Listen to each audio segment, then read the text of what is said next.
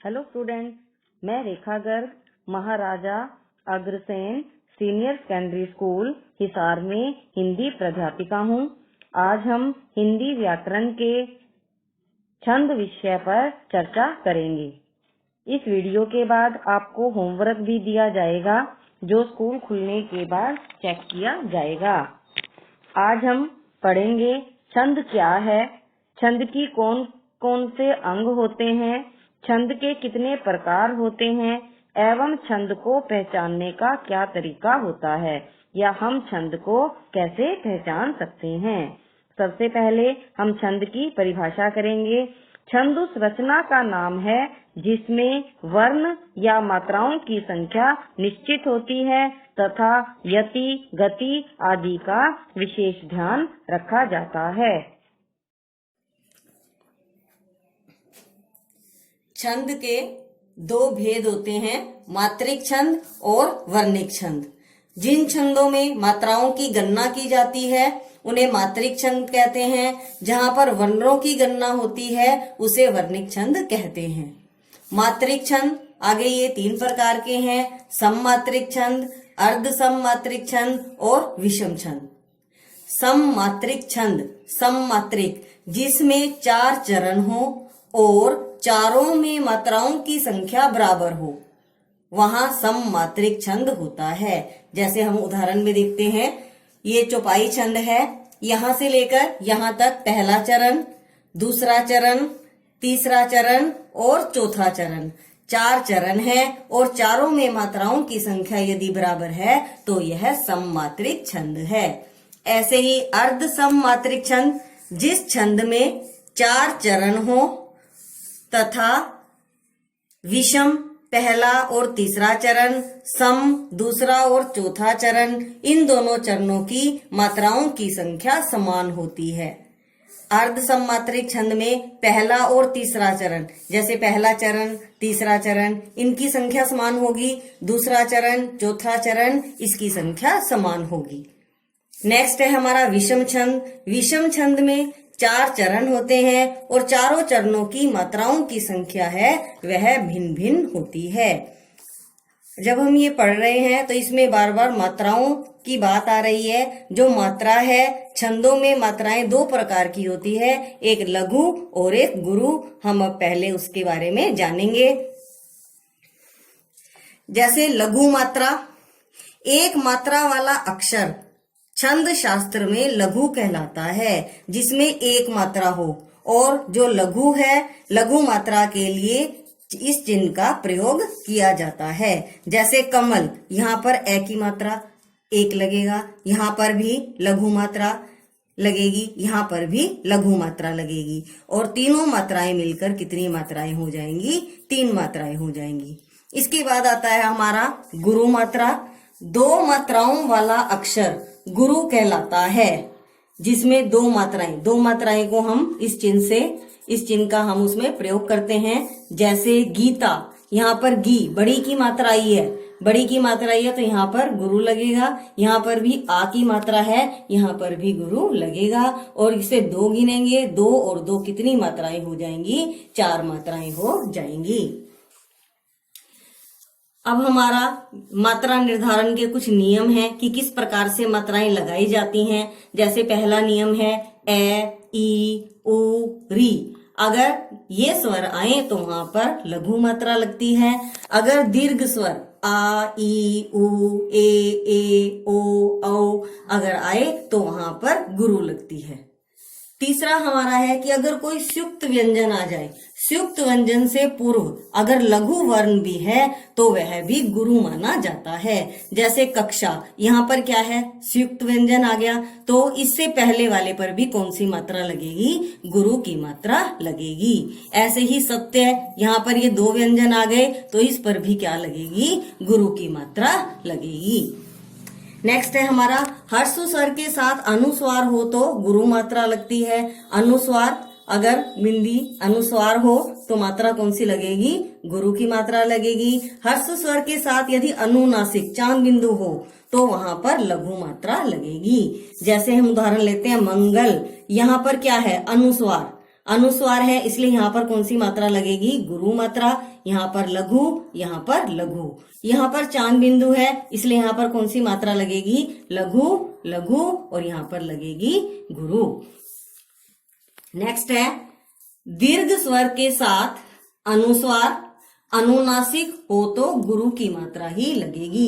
अगर कोई भी दीर्घ स्वर आ जाए, इनमें से कोई भी अगर स्वर आ जाए और इनके साथ चाहे हमारे पास अनुस्वार आए चाहे अनुनासिक आए, गुरु की मात्रा ही लगेगी।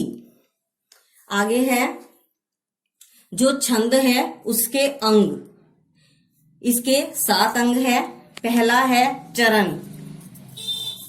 चरण क्या होता है? कोई भी छंद है उसका चौथाई भाग। जैसे हम ये उदाहरण लेते हैं, यहाँ पर 4 चरण है तो इसका चौथाई भाग यहाँ तक क्या होगा? पहला चरण होगा, ये दूसरा चरण होगा, ये तीसरा चरण होगा और ये चौथा चरण होगा। नेक्स्ट है मात्रा, लघु मात्रा और गुरु मात्रा। ये क्या कहलाएंगी? मात्राएं कहलाएंगी। उसके बाद है यति। अगर हम किसी भी छंद को बोलते समय जहां पर विराम लेते हैं, जहां पर हम रुकते हैं, वहां पर क्या होती है? यति होती है। जैसे हम यहाँ पर कहते हैं जय हनुमान ज्ञान गुण सागर, यहाँ पर हम रुकते हैं, यहाँ पर क्या है? यति है। जय कपीस तिहु लोक उजागर, यहाँ पर भी हम रुकते हैं, यहाँ पर भी क्या है? यति है। उसके बाद है हमारा गति।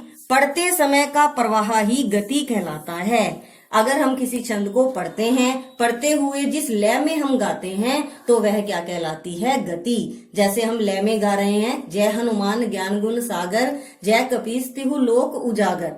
नेक्स्ट है हमारा वर्ण। व्यंजन में छुपे हुए स्वरों को ही वर्ण कहा जाता है। जैसे ज व्यंजन है, इसके अंदर अ छुपा हुआ है। य व्यंजन है, अ छुपा हुआ है। नु व्यंजन है, उ छुपा हुआ है। आज्ञा व्यंजन है, आ छिपा हुआ है। तो सभी व्यंजनों में छुपे हुए स्वरों को ही वर्ण कहा जाता है। नेक्स्ट है हमारा तुक। सुनने में एक जैसे लगने वाले वर्णों की व्यवस्था ही तुक कहलाती है। जब हम सुनते हैं एक जैसी व्यवस्था, जैसे ज्ञान गुण सागर, उसके बाद लोक उजागर, एक जैसी व्यवस्था दिखाई देती है तो इसे हम क्या कहते हैं? तुक कहते हैं। नेक्स्ट है हमारा गण। 3 वर्णों का समूह गण कहलाता है। जहां भी 3 वर्णों का समूह हो उसे गण कहते हैं। जैसे यहाँ पर पवन, पवन है, एक मात्रा, एक एक, तो यहाँ पर क्या होगी? गण हो जाएगा। ऐसे ही अंजनी, ये भी क्या हो जाएगा? गण हो जाएगा। गण है हमारे, उनके गणों को और उनके लक्षणों को स्मरण करने के लिए एक सूत्र दिया गया है। इस सूत्र के माध्यम से इन गणों को हम अच्छी तरह से समझ सकते हैं। जैसे य, मा, ता, राज, भान, सल, गा, ये याद करना है। उसके बाद इसमें मात्राएं लगानी है। यहाँ पर ए की मात्रा है तो लघु, आ की मात्रा है तो गुरु, आ की मात्रा है गुरु, आ की मात्रा है गुरु, अ की मात्रा है लघु, आ की मात्रा है गुरु, अ की मात्रा है लघु, अ की मात्रा है लघु, अ की मात्रा है लघु और यहाँ पर आ की मात्रा है, इसलिए यहाँ पर गुरु होगा। ऐसे ही यगन, यगन में क्या होगा? पहले 3 लघु गुरु गुरु, लघु गुरु गुरु। मगन में क्या होगा? म से 3 ले लें, गुरु गुरु गुरु, गुरु गुरु गुरु। तगन में त से शुरू हो जाएंगे, यहाँ पर क्या है? गुरु गुरु लघु, गुरु गुरु लघु। ऐसे ही रगन में भी ये 3 ले लेंगे हम, गुरु लघु गुरु, यहाँ पर भी गुरु लघु गुरु। जगन में क्या होगा? ज से शुरू होगा, लघु गुरु लघु, लघु गुरु लघु। भगन में हम भ से 3 ले लेंगे, गुरु लघु लघु, गुरु लघु लघु। उसके बाद नगन, लघु लघु लघु, यहाँ पर लघु लघु लघु। उसके बाद है सगन, सगन में हम स से लेंगे तीनों, लघु लघु गुरु, यहाँ पर क्या है? लघु लघु गुरु। इसी प्रकार से हम गणों को आसानी से समझ सकते हैं। अब इसके बाद हमारा सममात्रिक छंद में आता है चौपाई छंद। चौपाई छंद, इसकी परिभाषा, चौपाई छंद एक मात्रिक सम छंद है। सम छंद अर्थात हमने अभी सम छंद की परिभाषा करी थी जिसमें 4 चरण हो और चारों में मात्राओं की संख्या बराबर हो। ये हमारा चौपाई छंद है। इसमें प्रत्येक चरण में 16-16 मात्राएं होती हैं, 4 चरण होते हैं और चरण के अंत में जगन और तगन नहीं आना चाहिए। ये इसके लक्षण हैं। चौपाई छंद, यह एक मात्रिक समछंद है। इसके 4 चरण होते हैं और प्रत्येक चरण में 16-16 मात्राएं होती हैं। चरण के अंत में जगन और तगन नहीं आने चाहिए। अब हम मात्राएं लगाएंगे चौपाई छंद। यहाँ पर जैसे ज है, लघु लघु लघु लघु, गुरु लघु गुरु लघु लघु लघु, गुरु लघु लघु। ये हमने मात्राएं लगाई हैं। जहां पर ए ई उ री है वहां पर लघु मात्रा और जहां पर दीर्घ स्वर है वहां पर गुरु मात्रा। अब इसे हम काउंट करेंगे। 1 2 3 4 6 7 9 10 11 12 14 15 16, 16 मात्राएं।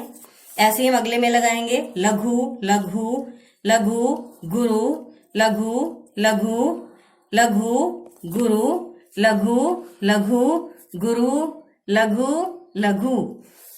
यहाँ पर ई की दीर्घ स्वर है, गुरु की मात्रा लगी। यहाँ पर अनुनासिक है, लघु लगी।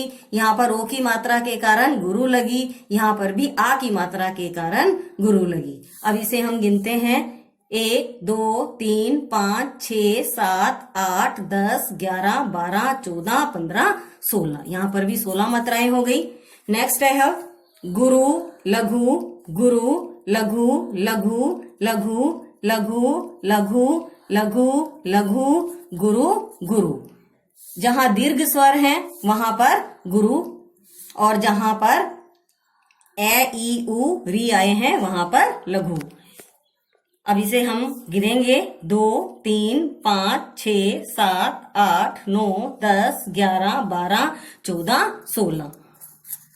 नेक्स्ट है गुरु लघु लघु गुरु लघु लघु लघु लघु लघु लघु, गुरु गुरु।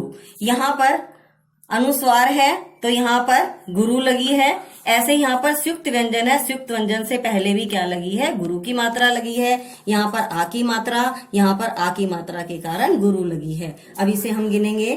2 3 4 6 7 8 9 10 11 12 14 16। इस प्रकार हमारा यह चौपाई छंद है, ये कंप्लीट हो जाता है। एग्जाम में ज्यादातर चौपाई छंद किसे कहते हैं, इसके लक्षण बताइए और इसका उदाहरण दें जिसमें हमें मात्राएं लगाकर देनी है। तो यही आपने आज तैयार करना है। छंद की परिभाषा, कितने प्रकार का होता है, कितने इसके अंग होते हैं और चौपाई छंद किसे कहते हैं और उसका उदाहरण सहित वर्णन।